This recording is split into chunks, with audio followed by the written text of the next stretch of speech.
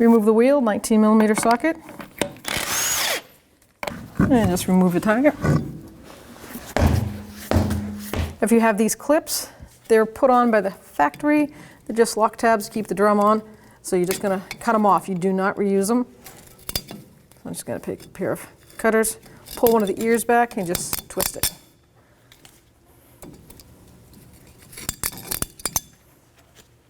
Drum is kind of frozen on there. It happens right in here on this axle hub where it meets. So I'm just going to take a hammer.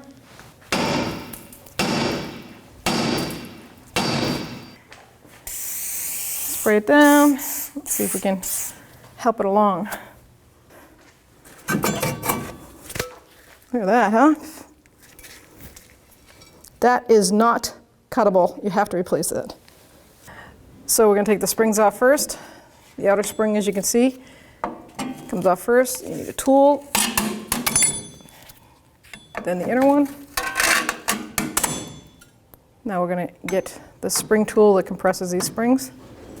So it sits right there on the top of that plunger. Push down. Yep, my finger's on the back holding that pin, trying to stop it from spinning. I'm going to line up the cutout.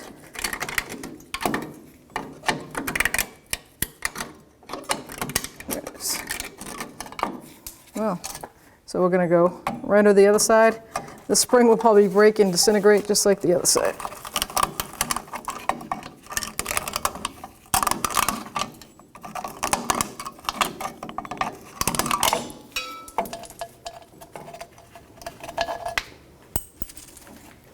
Now here's the adjuster for the slacker cable. So you're going to take a flathead screwdriver or a pair of cutters, and I'll just pull up on that spring and pull it out. Like that. That puts the tension on this little butterfly that's probably frozen in there. At this point, if you get a vehicle with this kind of condition, strongly recommend new hardware because you're not going to be able to reuse this.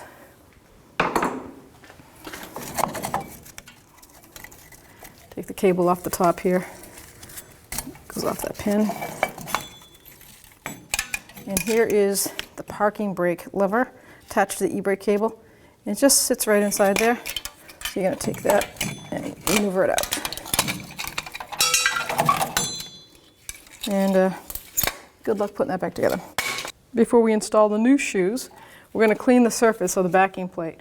Just a brass bristle brush. Say that 5 times fast. And I'm going to clean off all this rust here. I want a nice smooth surface for the shoes to glide and ride on. And I'm just going to take some brake parts cleaner and clean that up.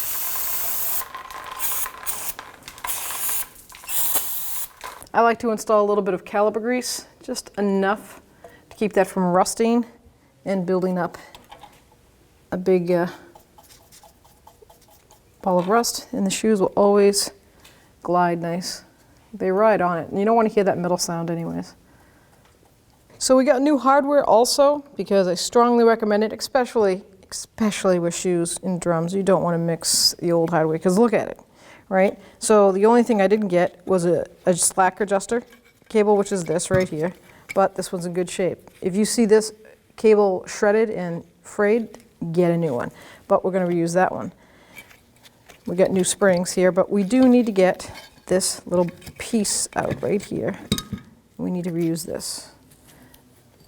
And we need to reuse this. And we need to reuse this adjuster, which is frozen on there. So I'm probably going to take a hammer and this spring right here.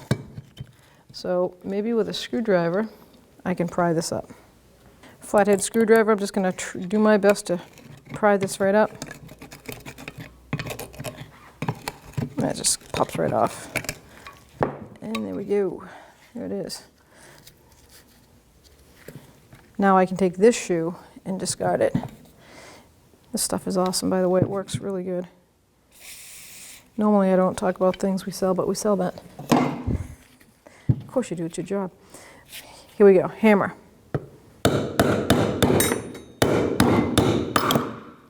Woo! Still in good shape. There's the other piece of it. Nice. I'm going to clean this up to use it. So in order to do that, take that piece out, and I'm going to back this all the way off. So I'm going to take a wire wheel to those threads. I want them cleaned. You can use a brass brush or a steel wheel, bristle wheel, but you want to get those threads because you're actually going to go probably all the way down to the bottom to put the shoes on. There's quite a bit of meat on these new shoes compared to the old shoes, so they are way adjusted out. So I like to put anti-seize, and I use the copper. You can use the silver. Copper just has a higher temp value to it. And the secret to this stuff is not to overcoat it, because guess what happens? It's going to run all over the interior of the shoes and everything. You don't want that. Just get it in the thread. How many times I've taken this system apart and this loaded. So I'm just going to put some on the inside.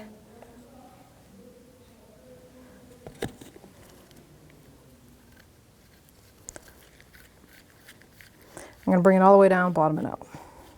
You can feel it getting a little hard to thread it in because of all that rust that was on those threads. Now if I can't use, without the screwdriver, I can take it out. That's perfect. And last, I'm going to put some copper never seize right in there because you want this to be able to spin freely in there. That's going to get water, the elements of outside, all over that. And that copper stuff or silver will stop that from seizing up. So remember this piece? That's where the spring is going to sit for the adjuster slack cable. I like to put a little seal glide on that. So that way it will go right into this spot where it sits. And the seal glide will stop it from falling out while I'm doing the job. So this piece right here is the e-brake pivot, and it's going to sit right in that notch for it. I like to put a little bit of copper never seize on that pivot point too, so when water goes in the brakes from the elements, it doesn't cause that to rust. So here we go. You can line that right up with that point right there. This piece goes right into the wheel cylinder. So I put the pin right through the manufactured hole for it. And then on the front, I'm going to hold this with my finger, and from the front angle, I'm going to put the spring and cap on. So here's the spring and cap. See how it has that slot cut out? It lines up perfectly with that pin. So I'm going to put it over there. The back side, holding the pin with my finger in the back. Then I'm going to use the tool that's specific for this. Slide it over that.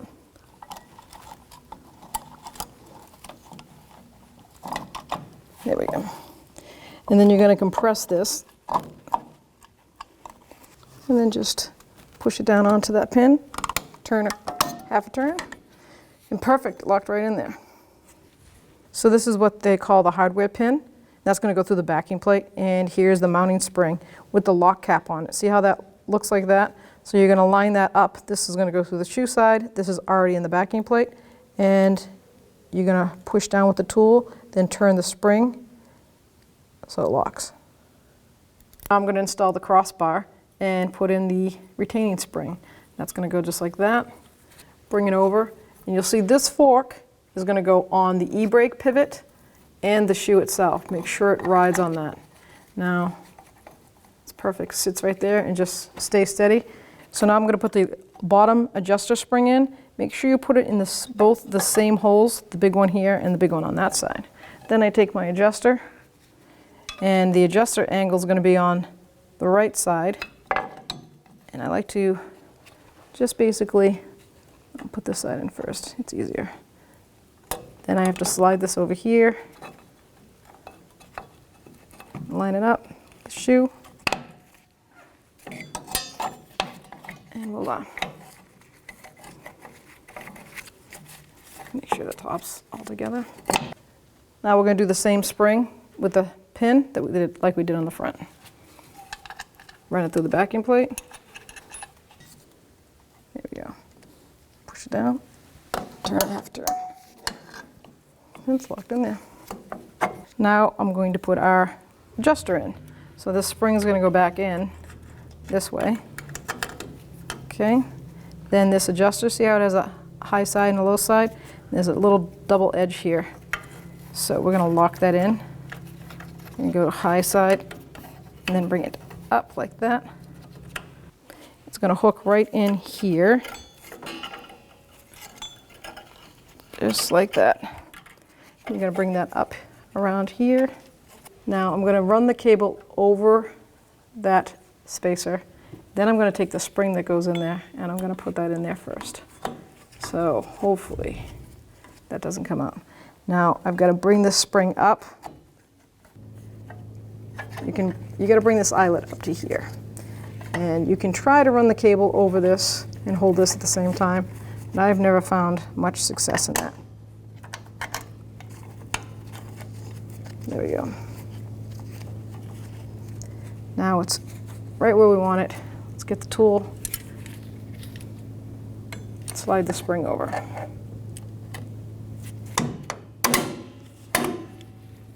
And I always like to grab the pliers and squeeze the end here just to make sure it doesn't come off. Right here is holding that in place. The brass piece won't fall off. Now you take a screwdriver and you can run the spring up over the bracket so it holds in place. Same thing on this side. Right before we're done, grab your tool. This has a hook on it and it seats right there on that pin. So you just take it and let the tool do its job. Take a pair of pliers and squeeze the tip. Squeeze the spring. And it's just like with rotors, same with drums. You always want to make the hub surface, make sure that's free of any rust or debris. This one seems to be pretty clean.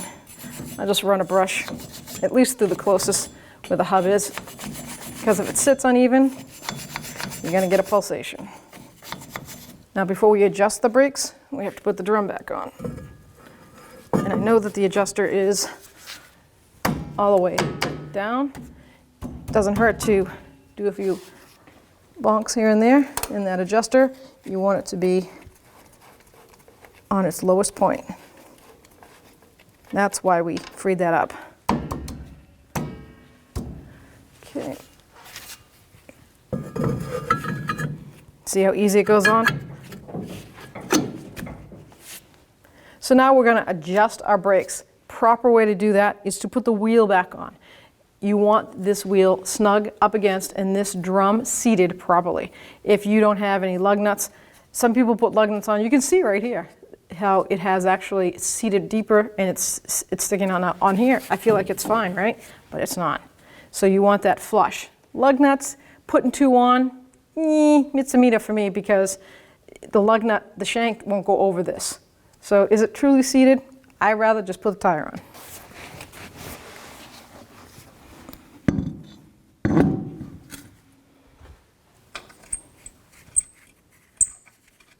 So I'm going to snug this up, 19mm socket, in a crisscross pattern. Now the wheel torque on this is 85 to 115 foot-pounds. It's an 02 Dodge, so I'm going to go with the 115 because the lug nuts and the threads on the studs have been stretched through the years. Always do it in a star pattern.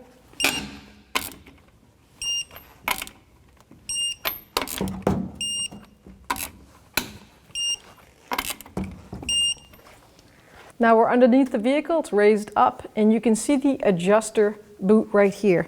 Now the adjuster kit, the hardware kit I got comes in the new boot, so I'm going to take that one out.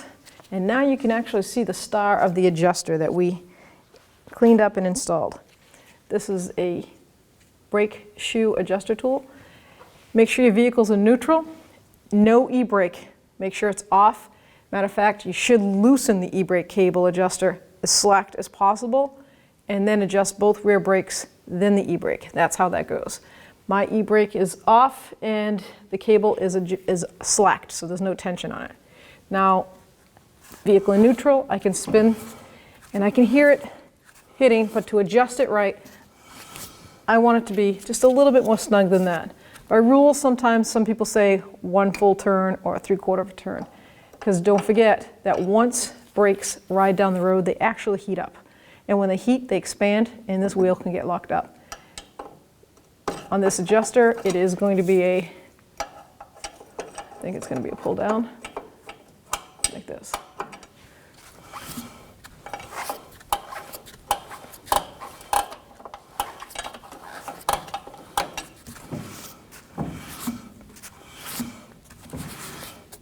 I like to go both directions with it so that I make sure it doesn't have any locking to it. That's pretty good.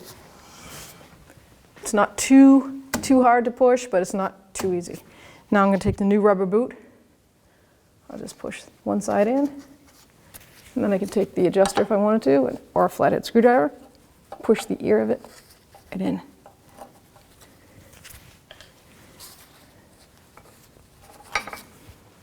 Always put these on. Sometimes you see them off. People think it's not a big deal. Well, believe it or not, this backing plate and drum is designed to shoot the water away from the shoes. So if you don't have this boot on, water goes right into those drums, and it actually can cause your brakes to lock up.